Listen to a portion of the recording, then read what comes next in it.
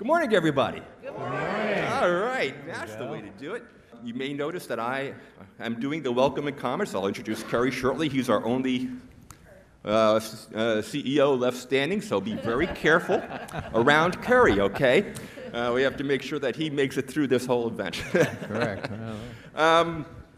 It's a shame that Dave, Ron, and Billy couldn't be here today, but I do want to introduce a couple of folks that'll be standing in for them. I'd like to introduce right now ASPE's Director of Technical and Regulatory Affairs, Mr. Ramiro Armada, if you please stand up. And also Ms. Liesel Hans, AWE's Director of Programs. Is Liesel here? Okay, Liesel's not here yet, but if you do see her, make a note to say hello and introduce yourselves to them. We do have a really good program for you lined up, as always, with this symposium, and we have presentations from around the world. We have presentations from Canada, Germany, Indonesia, Ireland, Israel, Scotland, and of course the United States. So this remains an international event. And I'm sure you're going to enjoy the proceedings that we have prepared for you. They have prepared for you, I should say. This is our first face-to-face symposium since 2018. We did have a virtual EWTS last year, and I know many of you participated in that. Thank you. But it's great to be back face-to-face. There's nothing like coming together and meeting your colleagues face-to-face and having the networking opportunities and camaraderie that occurs at these types of events. But, I think there's warning with all the cancellations we've had. In addition to our CEOs, we've had numerous people cancel, mainly for COVID. So, this is a stark reminder that COVID's not done with us yet, and, we do need to be careful. So don't be shy. If you want to wear a mask, please do. If not, that's okay too, especially if you're vaccinated. But do respect the folks that are wearing masks. I want to go back in time a little bit to 2008 when we had our first EWTS. This is number 7. We missed one, so this is 7. And back when we started having these symposiums, there was a lot going on in the water industry, but we're kind of rudderless in many ways. We had Legionella outbreaks that were just starting at that point to get the attention of the media. They were there, and Janet was obviously knowledgeable about it, and others as well. But and ASHRAE was working on a standard at that point. But, we really didn't have that done yet, and we were kind of rudderless in determining, well, how do we standardize our approach to risk management on Legionella, and how do we get content into the codes, right? So none of that was going on at that point. We had plumbing manufacturers that were making excellent water-efficient products, but there was no guidance document to tell you how did we deploy those products correctly in the built environment. How do they interrelate? There was no guidance. And then if you were a plumbing engineer and you went to a code hearing, you talked a lot about oversized plumbing systems and worrying about water aging and a lot of other physical maladies that occur with oversizing. And, by 2010, however, we had a document that was called the Green Plumbing and Mechanical Code Supplement. That was done by IAMO, but it was done by y'all. It was done by you guys' contributions for our co-conveners that do this event and many of the associations and companies that came together to develop that document. That's now where we stand. So that was accomplished. We have ASHRAE 188 was completed. And we now have that document out, and it's being effectively used. We have training documents that go along with it, with the ASSE 12,000 series. And we have content that's in the codes. We have content in the plumbing, the UPC, and also going into the mechanical code as well. So that's an ongoing process. And we developed a water demand calculator with you all help. Again, you know, this industry coming together. IALBA could never do those things by ourselves. We rely on all y'all. And here we are now, 14 years later, and I can't help but think that, you know, this symposium provided a good platform to a lot of the conversations that went towards the development of all those things.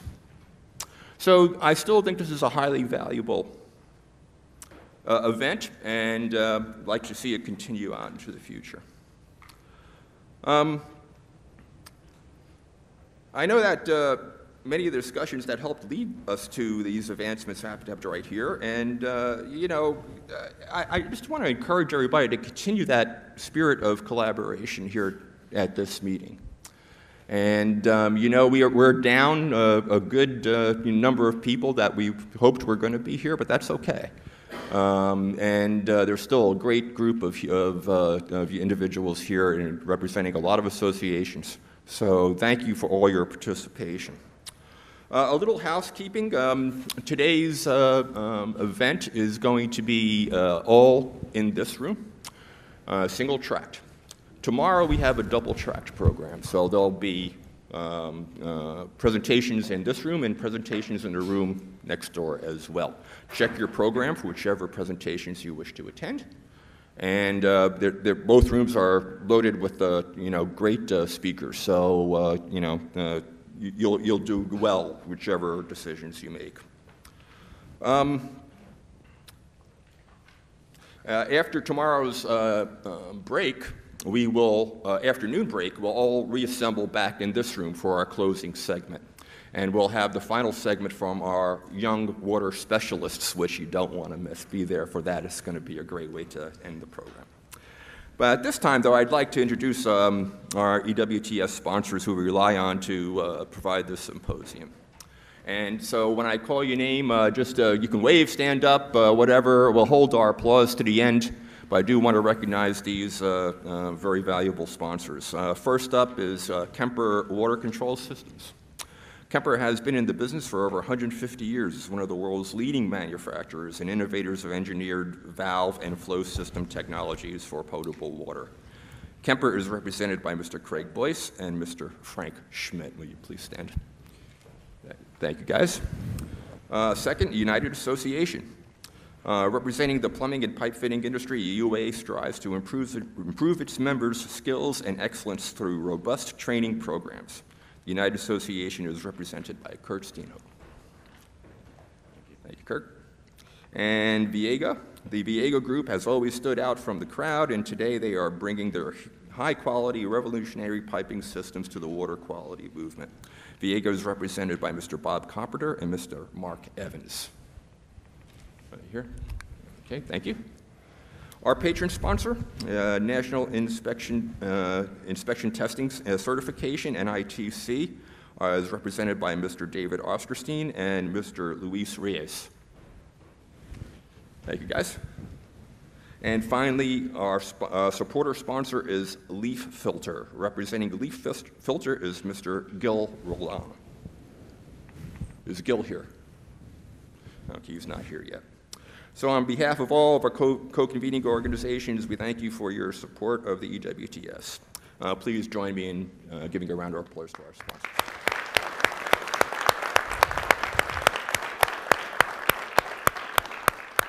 Thank you. I'd like to now ask Kerry to very carefully come up to the microphone and help us with the introduction of our moderators and partners. Thank you, Pete. Well, good morning, everyone. Good morning. My world doesn't work without these, so I'm going to just start right there. It's great to be with you all, and it's great to see so many folks face-to-face once again. This is always a treat. EWTS is certainly one of the first events that I was able to participate in as the new CEO at PMI back in 2018. And so it's always great to come back and see what's happening here. I really do want to start by thanking my colleagues, Pete DeMarco, and of course Dave Viola, Billy Smith, and Ron Burke, not only for their hard work on this effort, but really for their camaraderie and for co-hosting and really making sure that we have a great event and an exciting event to share with all of you. You know, the relationship between our organizations really probably has never been more important. You know, I'm excited about the positive agenda that you'll see here, and I'm also excited about what I know will be a productive event for all of us. Interestingly enough, this ballroom lies in the shadow of the historic Alamo Mission. And you may remember from your history lessons in 1836, the Battle of the Alamo took place, and it really resulted in the Mexican army crushing the Texians and a small garrison of Tejano soldiers. But it also sparked a resurgence. Some months later, some call it a revenge attack. The Texians rose up against the Mexican army and successfully defeated the president of the country, Santa Anna, and his troops. Now, interestingly enough, this was one of the shortest battles in history, 18 minutes. The Texians killed 600 Mexican soldiers in this little tiny amount of time. And people say, well, how could that happen? And it was a miscalculation by Santa Anna.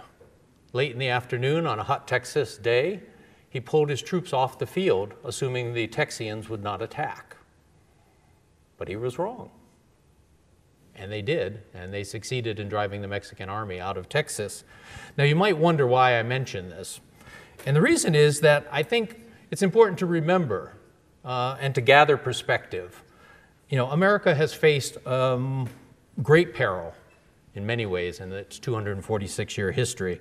Certainly during the past 2 years, the pandemic, I think, has threatened to crush all of us in its own way, whether that is actually with the flu or with the, you know, the psychic component of, you know, just what it means to be hunkered down for that 2-year window. But I also think that it's inspired us, and I think it's brought us to kind of a new frontier. And why I say that is because if you think about it, the best and brightest among us worked to resolve and solve this problem. You know, they chased vaccines, they chased pills, they chased all kinds of different medicine to help us crush the pandemic. And I think what's great and exciting about that is we're getting there. We may not be all the way home yet, but, you know, like that baseball metaphor, we're probably on third base, maybe somewhere between second and third, but we're getting there, and that's really, I think, really important. What's also important is how our industry responded. If you think about it, you know, our industry's experience and their focus became touchless faucets, antimicrobial surfaces, water purification systems, all kinds of energy-efficient devices focused on safe and responsible plumbing. You know, we all had a contribution to make, and I think our industry stepped up, even while you were working from that bedroom in the back of your house that you never use. The reality is we were able to make some forward progress. Now, for the last, I'll say 68 years or so, Plumbing Manufacturers International has helped manufacturers, legislators, policymakers, plumbers, and consumers navigate the complex world of plumbing. What goes on in front of the wall and what happens in the back of the wall share a destiny. And that's probably never been more important than it is now. You know, our member companies at PMI deliver some of the world's most innovative solutions to humankind's greatest risks and sanitation needs. Yet there's so much more to do. I don't know about you, but I wake up every morning and realize, man, we've got a long list of things to get to. You know, there's a big challenge in front of us. The impacts of climate change, for example, have literally brought us hell and high water. Hell in the form of wildfires raging in the West, and high water based on coastal flooding. And if you want to make it even more complex, let's add in a 100-year drought in the western United States. We have so much to do. You know, and here's the best part. And if you wonder why you're sitting in this room, besides your decision to come, the truth is your active engagement here, in your communities back home, and in the marketplace of ideas, where we will have the opportunity to share ideas with one another, will make all the difference. You actually are able to turn the dial on this And I think that's really exciting. As Pete mentioned earlier, today and tomorrow, there's a broad array of speakers. They're going to come at you fast and furious. If you've looked at the schedule, you know these are like 30-minute drops, right? Your brain's going to be spinning. But take good notes, because you're going to have the opportunity to learn a lot. And I think that that is really an exciting component here as well. Leveraging all of this in the next few days is going to be challenging, but the stakes could not really be higher. They couldn't be higher for your families, they couldn't be higher for your friends, and they certainly could not be higher for your fellow citizens. On behalf of PMI, our members, and the board of directors, we're glad you're here and we're happy to welcome you. Now, the good news is, to keep us focused and on task, we've brought the best. Remember I talked earlier about the best and brightest? Well, we brought them. We have 4 excellent moderators for this program, and they're going to help us lead our discussion. I'm going to introduce them now, but you'll be visiting with them throughout the program. First, let me introduce John Mesenbrink. He's with us for the second time. John has been covering the plumbing and HVAC industry for over 16 years, and he's been part of the building and construction industry for more than 25 years. I think he started when he was like around 5 or 6. You know, I just, this doesn't work for me. I don't get it. You look young. Yeah. I know, that's the thing. He's currently president of mechanicalhub.com, an online resource for plumbing, heating, and the mechanical contractors, and he's also editor-at-large for Contractor magazine. Steve Spaulding is editor-in-chief for Endeavor Business Media. He's worked for Contractor magazine for over 2 decades. His responsibilities include developing and writing case studies, features and profiles, as well as product write-ups, a monthly quiz, and many other forms of content. We're also joined by Nichole Krawcke, chief editor of Plumbing and Mechanical and PM Engineer magazines. She joined BMP Media in 2014 and has served as web editor and business management editor of the ACHR News. Prior to joining BNP, she worked at Patch.com, a hyper-local news platform focused on community journalism.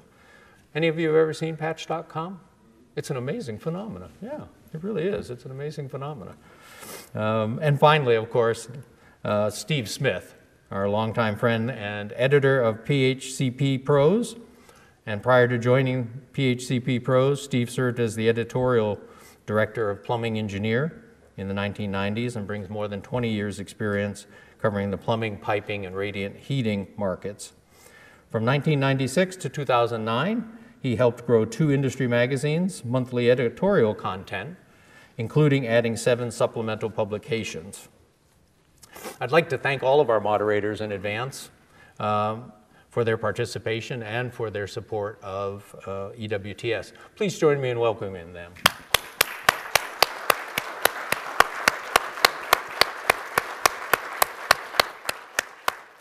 And finally, as I close out my remarks, I'd like to take a minute to thank our industry and media partners.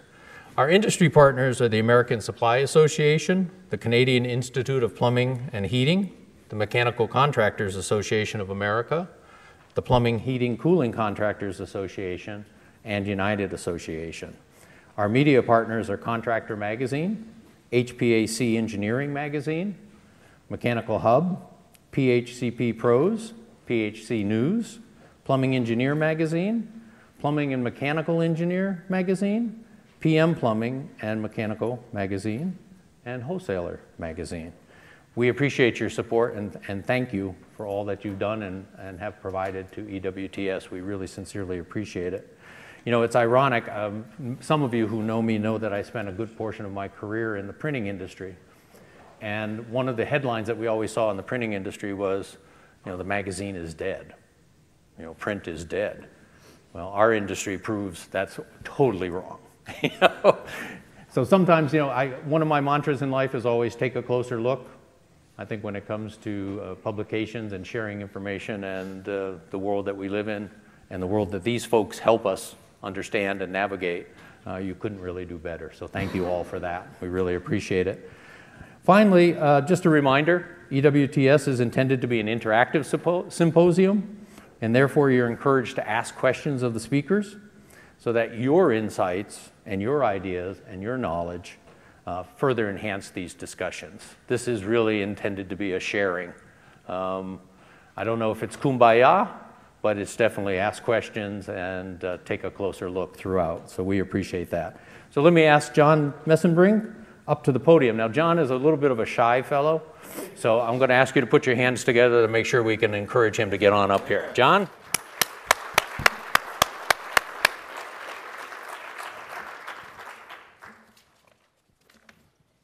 Thank you, my friend. Good to see you. Good morning, everyone. Hey, I just want to echo what actually Pete said. It's great to be back in person. I've been traveling like the last 6 to 8 months, and it's good to see people again and get away from those Zoom calls. And for me, the best part is I get to put clothes on again. So, yeah, it's good for everyone. It's a win-win. So thanks for being here. We really appreciate it. And let's get this started. Just a few words before we begin. Please remember to visit our sponsors' displays during the refreshment and lunch breaks. There's a lot of great information there, including materials that support some of the discussions that we'll be having here over the course of the next 2 days. While visiting, remember to have your passport stamped. Attendees who have their passport stamped by all of our exhibitors will be eligible for a free registration to the 2024 EWTS and a $100 gift card. As a reminder, if you have not already done so, please sure to check with the registration desk at the next break if you wish to receive CEUs for the symposium. They are available.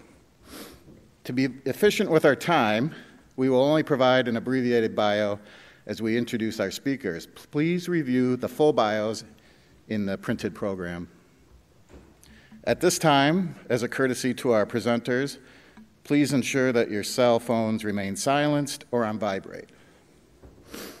Finally, the most important part, we ask presenters and attendees to please be sensitive to the time allotment as shown on our program. We have a full agenda on the presentations, and they must begin on schedule following the break and lunch periods. Thank you.